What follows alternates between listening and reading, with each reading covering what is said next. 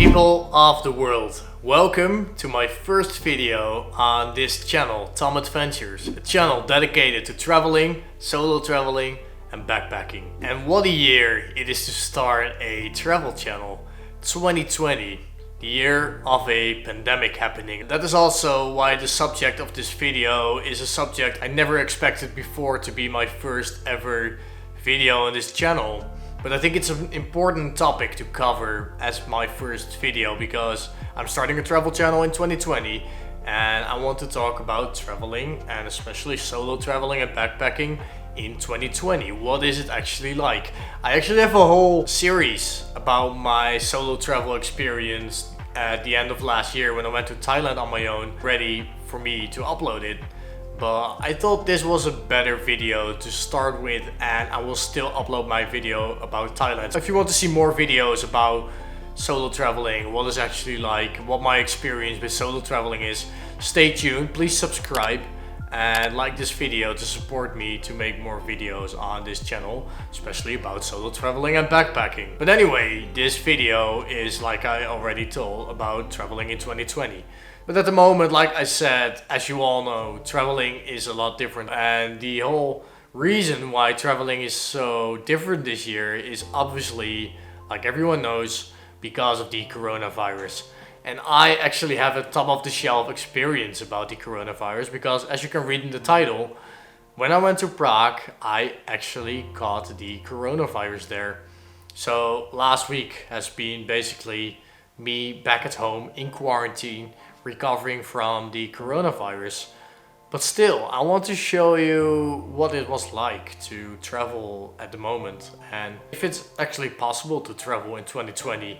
And I already want to answer that question because yes, I definitely do think it's possible to travel in 2020. I don't want to discourage anybody to go traveling in 2020. I think it's still 100% possible as long as you are responsible with it. And what I mean by traveling responsibly is that you need to accept the risk of you having to quarantine for about 2 weeks somewhere during your travels. And I do think it's really important to follow those rules of quarantine. And if you have been in close contact with somebody that had the coronavirus that got tested positive, or if you get any symptoms, that you go in a quarantine, because that's the only way we as all people of the world can basically put the brake on all the cases that are happening.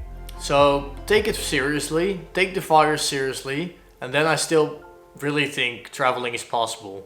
So I don't want to wait any longer. In this video I want to show you what my trip to Prague was like and what it's like to really travel to a place during the coronavirus pandemic and if it's still possible. I want you to be the judge and enjoy this video. I gotta tell you cause I'm losing my mind. Was acting stupid for you, that's what she likes. I totally forgot to mention this earlier, but because of COVID-19, my trip already started pretty strangely. Well, at least they gave me my own cleaning machine right here. That's something. Even though my flight is cancelled, here you go, you can clean the entire airport. Good luck with that. So traveling in 2020 is definitely not what you would expect. That's what I found out this morning. I was planning on going to Croatia, to Zagreb for the first time in my life. But this morning I arrived in Amsterdam airport and I wanted to check in and found out, well, that's at least what the people at the check-in counter said to me, that it was not possible to go to Croatia from the Netherlands. Well, it was possible, but the thing was that I was not able to go to Croatia because they said at the airport, and I also called the embassy, but they said at the airport, and they made a lot of phone calls for me, that if you go to Croatia right now, you have to stay quarantined for 2 weeks before you can do anything. So that means officially you're not allowed to leave the country for 2 weeks. And I only was planning on doing a 1 week trip because I only had 1 week off from work. So that means, like very last minute, I had to cancel my flight. So yeah, that's why I'm still at Amsterdam airport right now, like 2 hours after my flight was supposed to leave.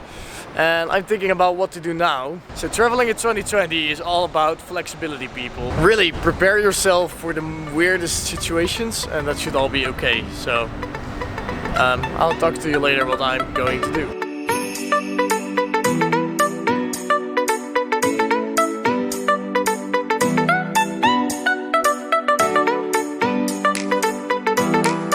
This is also traveling in 2020. It's now a full day later, attempt number 2, and I'm going to almost board my flight to Prague.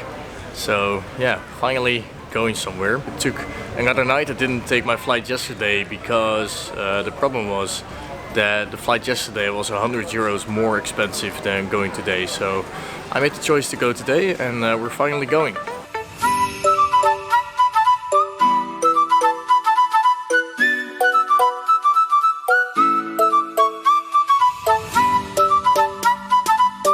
So weird, it really feels a little bit like the apocalypse happened. Look how really empty it is. I was the first person to basically leave the plane, but there's nobody on the airport. But hopefully there will be people at the hostel, so we'll be fine.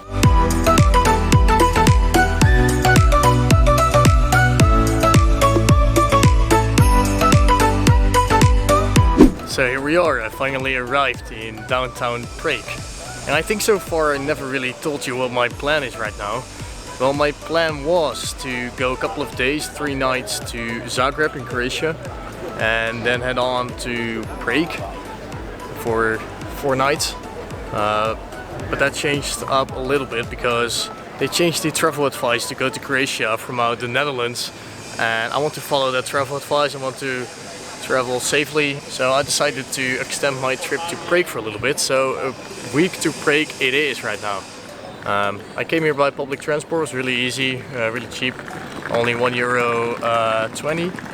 And if you ever go abroad and want to use public transport or whatever transport actually, I would really recommend the app Rome to Rio. It will be on the screen somewhere around right now. If you ever go abroad, want to use the public transport, use that app. I would really recommend it. It was really easy looking up in that app how to get from the airport to the hostel. It's now still only like a 5-minute walk and then I'll be there. The first few minutes hopefully there will be some people in the common room and I will just meet them up. I will not film, but there will plenty of more to come. So yeah, I will film some more later, but first I have to meet people and it is a little bit awkward in my opinion to have a camera on the entire time. So, but you will see more videos later on.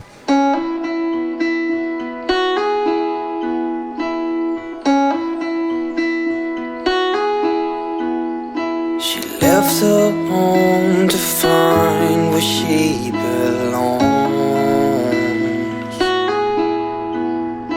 Her mother's scared to leave her all alone.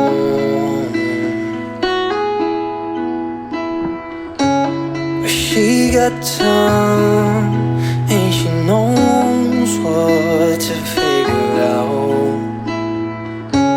This ain't in a dream, a place where it seems that love will come around. So don't stay, you regret it all too much.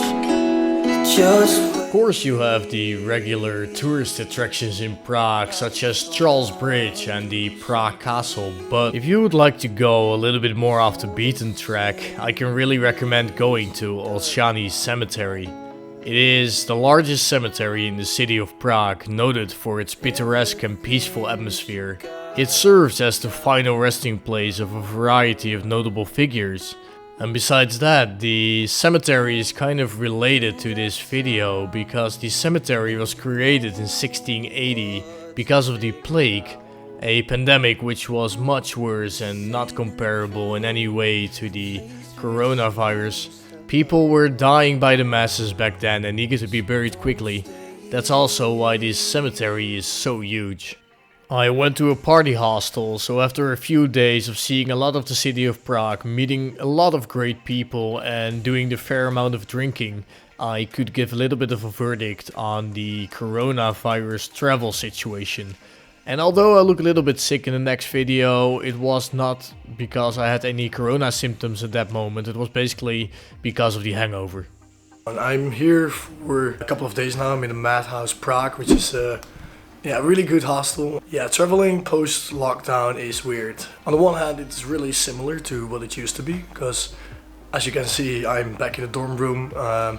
As you can hear from my voice, we have done quite the partying, and it's just been lots of fun. But still, it's weird because there's still stuff going on, and every country does it differently. They have different rules. So here in Prague, a lot of stuff is allowed, which is, well, of course, it's really fun that you can do partying and meet a lot of people and go to hostels again. But on the other hand, it maybe feels a little bit irresponsible because you still know, like I told, that there is something going on in the world, and it's a little bit weird that everything is so open here. So yeah, it's similar, but it's still different than it used to be. What's the main problem now is that they are getting guests. Like, this hostel is pretty full at the moment. There are new people arriving every day, people leaving, just like it used to be. But they're really missing staff, because normally hostels fill up with a lot of English-speaking staff, so a lot of Australians, people from New Zealand and the United States as well, some Brits. And they're really missing that because people from the US and Australia and New Zealand are not allowed to travel to Europe at the moment. So the only Australians and New Zealand and US people you will see are people that have been traveling around for a long time, and they're like kind of stuck in Europe right now. I mean, I really must give a good thumbs up to Madhouse for really still without having much staff, still really trying their best to give people a fun time. So the difference is that normally, well, that's what I've been told, normally Madhouse does like 2 activities each day. Like in the night they have dinner, which is really nice, and then they go out at like 9:30. And normally they also had a day trip or something to do during the day. But because they're really lax staff at the moment, they don't do that. So now you have people that have to think about day trips themselves, which is fine, I guess. But if you're at a party hostel, sometimes after a few days of drinking a lot, your brain's just not working properly. So it would be good if they organize more. But obviously it's hard for them right now because they don't have enough staff. But still, it is a really fun time. Like you can see, my bed is a mess. Just like it's supposed to be. Like, your bed is basically your room, so everything you own is mostly on your bed or on the ground. Today we're going to do some walking tour probably, and then we'll go drinking again tonight. So yeah, enjoying my time. It's different, but if you are responsible, you should be able to go traveling in 2020, and hopefully nothing bad will happen. So my voice is not because of COVID, my voice is a little bit bad because of the partying. So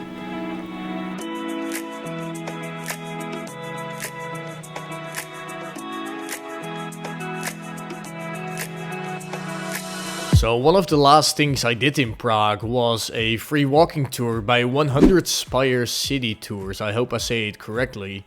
I would really recommend doing one of these on one of your first days, because it gives a lot of information on the city of Prague in less than 3 hours.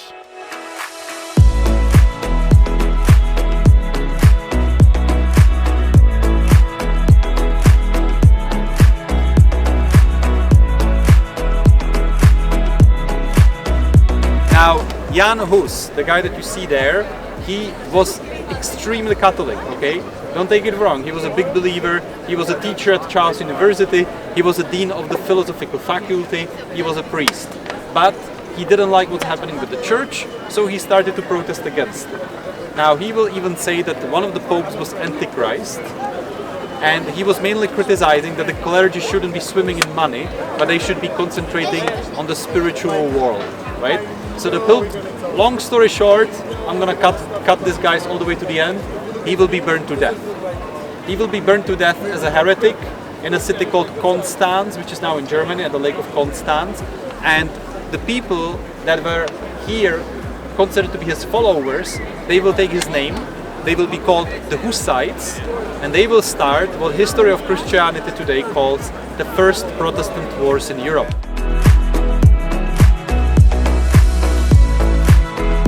I think this whole video can be summarized that I still had a lot of fun on this trip, and it was a great experience going to Prague. But it was a weird experience. It ended in a pretty stupid way that I got tested positive for the coronavirus when I got back home. I definitely wasn't the only one. There were more people that I met there that also got tested positive, unfortunately. Everybody is doing good, and I also had a really good corona experience, so to say. I didn't have any really severe symptoms. It's now like a week later, like 9 days after my first real symptoms started happening, and I feel good again. I had a raised temperature for a few days. I had a little bit of a cough, and mostly I felt tired. Everybody's symptoms are different in this whole disease because of this whole virus. But I think most young people, if they don't have any underlying health issues, they will get through it pretty easily. But the main problem is that you really need to think about the more vulnerable people and the old people, your grandparents, for instance. And that's the main catch, the most important thing of this virus, that you need to keep those in your mind. But still, all in all, I think it's possible to travel in 2020. And my experience was okay, but still think about the vulnerable and take everything seriously and travel responsibly, people. That's all I wanted to say. See you in the next video.